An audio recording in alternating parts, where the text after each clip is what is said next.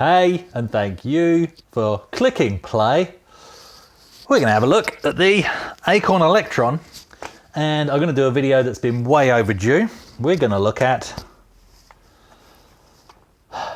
Psycastria. Wait, that's the wrong copy. We're going to look at Psycastria. There we go. So it's thanks to Rich. And look, to save you going back and looking at a couple of old videos, I'll fill you in on the story. So back in the day, I had Psycastria.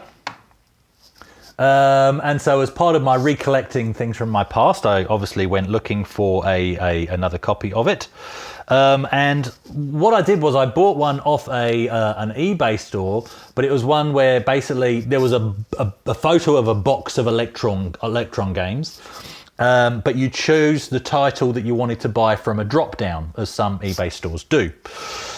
So I bought Psycastria because I had no idea there would be more than one box type.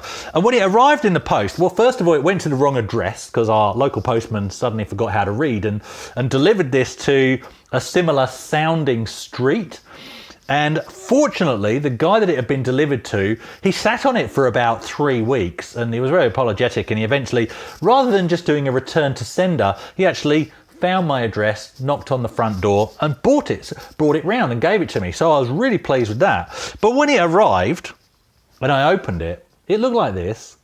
And it's just one of those things I'm thinking to myself, that's not how I remember it. And it's just those little things when you're trying to recollect the memories along with the games themselves. It's even down to, well, I don't remember cassettes looking quite like that either. So yeah, a bit obscure, and so I had to look it up, and sure enough, this is a legit copy of Psycastria. You got screenshots on the back, and we'll come to that, how interesting that is in a second. And you got information on the inlay, as we came to expect back in the day, you know, all of that. But not how I remember it, just not how I remember it. And so after researching how it should have looked, I made myself this. So I did some printing out on my home printer on photo paper, sprayed it with some sealant because I don't actually have the right cartridges anyway, and you know, made myself that. It's got the instructions, you can't read them, but never mind. So, you know, I thought, well, now I don't care because that looks like, you know, a legitimate thing, but I kind of did. And that's where a guy in the UK called Rich comes in, and you know, I've mentioned him a couple of times before. I'll put a link, because even though he doesn't have a channel, he does have a kind of a channel, and he just puts short videos up, and he's a very talented guy. So sorry, Rich, I'm linking to your channel in the description.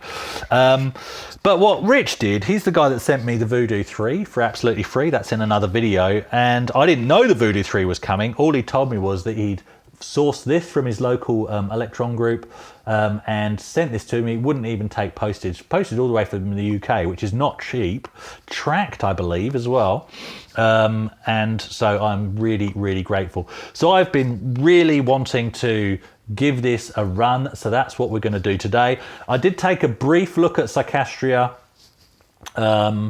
when I looked at the Electron itself when I first repurchased this one, but it was on the CRT, and it was just a quick overview of all, you know, several of the things, and just checking that the machine worked. So this is going to be about Psycastria itself. My memory is attached to this game, so I'm really excited to get into that. But let's have a bit of a chat first. You see, basically Psycastria, as you can see here, it looks like Uridium, if you've ever played Uridium, from the cover. Interestingly, there are no screenshots on the back. There's no screenshots on the inlay. That's the cassette that I remember. Okay, there's instructions, but there's no thing. So Uridium, I played on my mate, I believe it would have been my mate Daniel, one of my schoolmates, primary schoolmates, on his Spectrum 48K. That's how I think I came to know of Psycastria, of Uridium. And loved the feel of the shoot 'em up. Loved the way the ship flips over this way and that way.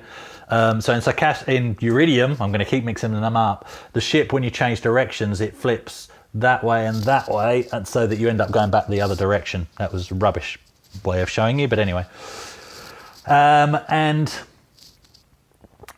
so it's quite interesting that I would have been in a shop, and I remember finding it, and I remember, you know, saying to my mum, "Oh, can I buy this?" And I think it would have been on the bottom row, because that's where the Electron games used to hide. I'm seeing a WH Smith's. That's where I'm seeing this, and I think it wasn't one of our local ones. I think we were out either Christmas shopping in Brighton or somewhere like that, as we used to do, or it might have been in Bath or somewhere like that. But anyway. But I remember seeing this and just making an assumption. It would have been, because look, there's no screenshot. So I would have made the assumption on nothing but this artwork that this was a Uridium clone. And that's what I would have gone off. You know, when we had the Electron, what would I have been, about 10, something like that. So yeah, so it's quite interesting that is exactly what it is. Whether we asked the guy in the shop, I don't know. You know, I honestly can't tell you, but yeah, that's exactly what this is. This is a Uridium clone. So again, thank you, Rich, for sending me this, because that is fantastic. We're going to try and load it. So just to be transparent here, we're going to try and load it in Cookie Monster, as I'm going to call my cassette player now, because it does like to munch things. Now Rich is going, "What the hell are you doing? I sent you that tape."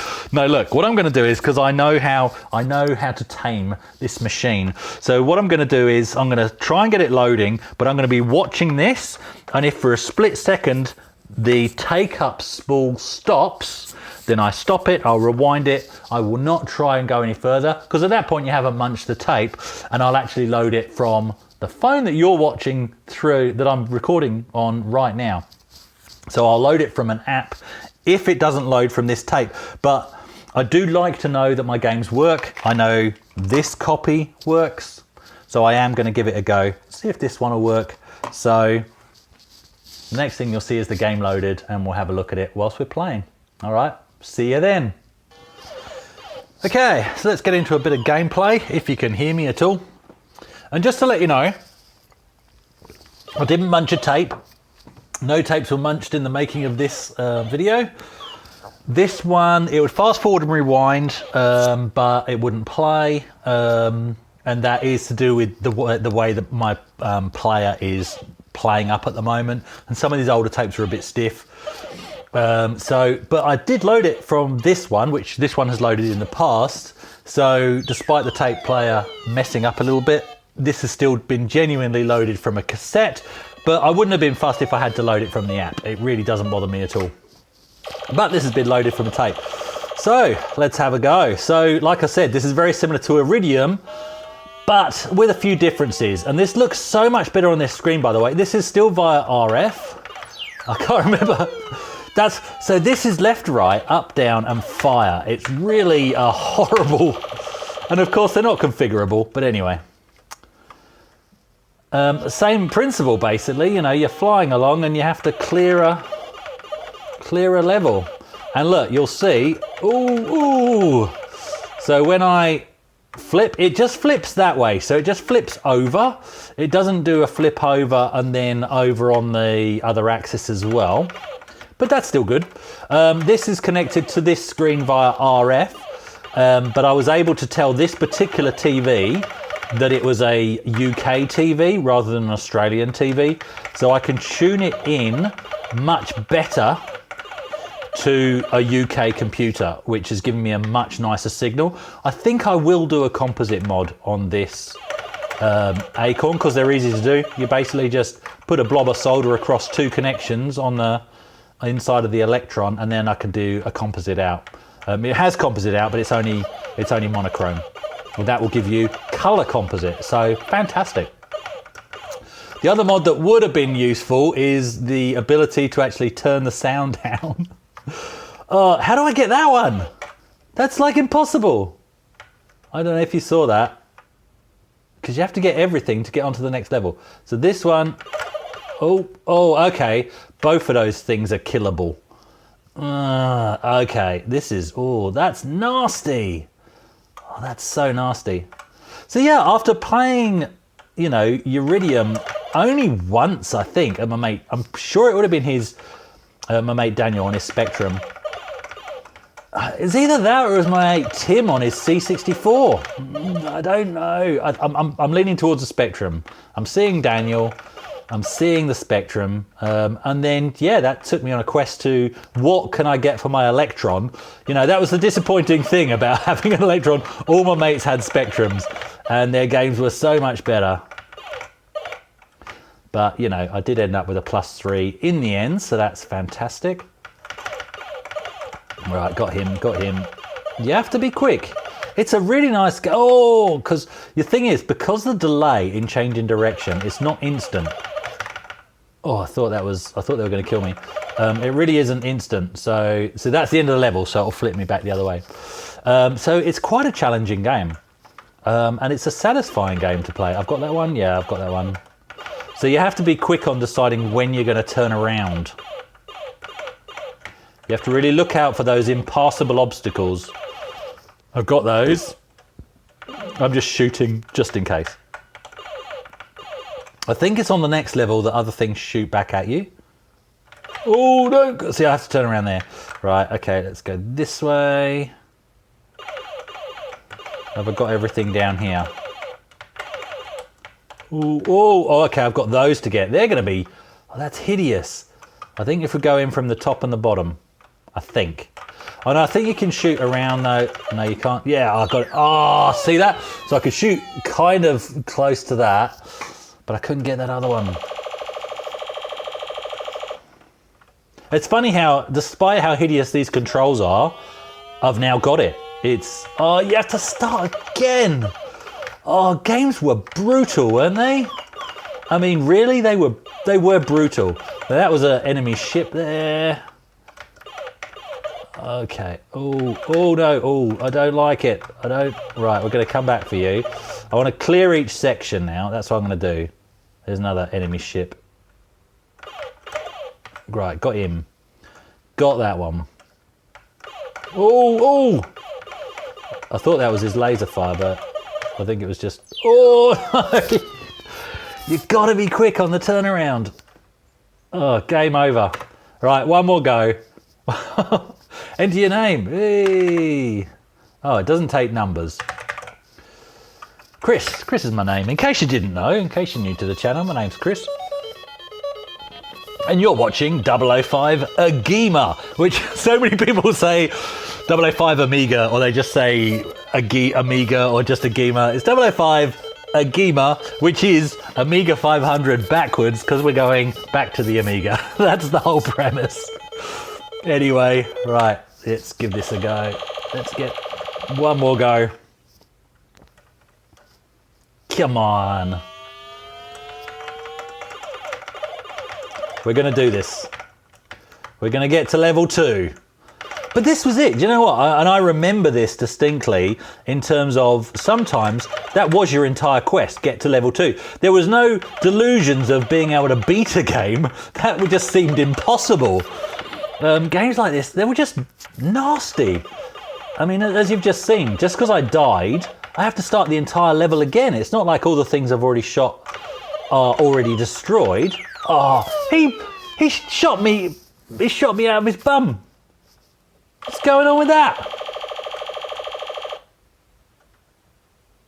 You know, there was, yeah, look, I've got to start again. I've got to start again. And that's just the way it is. Oh, that wasn't good. Oh. That was close. That was very close. Oh. Right, you've got to get those flips just right. The timing of the... Oh, I was about to say, the timing of the enemy ships seem to be quite random because it's not like they're there all the time. Right, I think if I do that, there we go. Oh, right, now we go back here. Let's do the same with this one. Oh, got the enemy ship as well. Oh, okay, here we go. Oh, we're doing good now. Oh, I like it. See, despite how simple and dated this is, I'm in there. I'm back into it. This is fun. Honest, it is. What was that ship? He's gone now.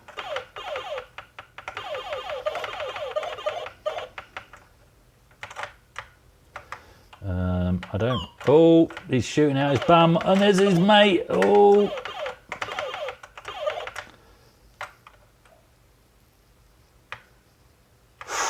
There's two of them.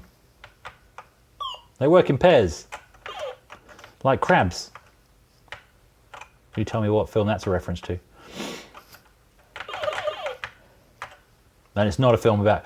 I remember now. I used to get quite good at doing some fairly specky flying to get, say, through gaps like. I just totally screwed that up. I could fly up through a gap like that by just flip, flip, flip, flip. Not so much these days. Why did I even risk that? Oh no, not good. Come on, can we beat this? We can beat this. Oh, no we can't. Yes we can. Oh, that was a bit risky. Games like this, look, they killed your keyboard, didn't they? I mean, seriously. Although these are nice mechanical keyboards, aren't they? I'm pretty sure.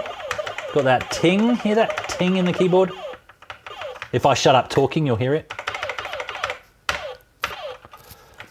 It's nice. And this keyboard seems to be good.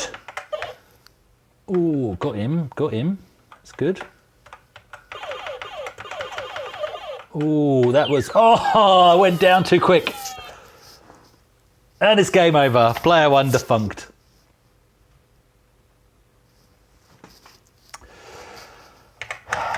AGIMA, this one. Where did I come? Did I beat Chris? Did AGIMA beat Chris? No, Chris is top of the leaderboard. There you go. Back to me.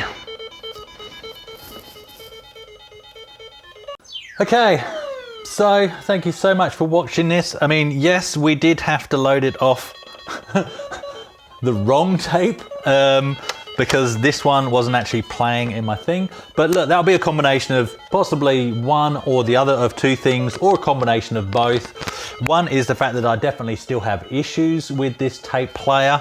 That's a thing. But at least we didn't munch a tape today. And the other is some of these old tapes, they just get a bit stiff. This was fast forwarding and rewinding absolutely fine.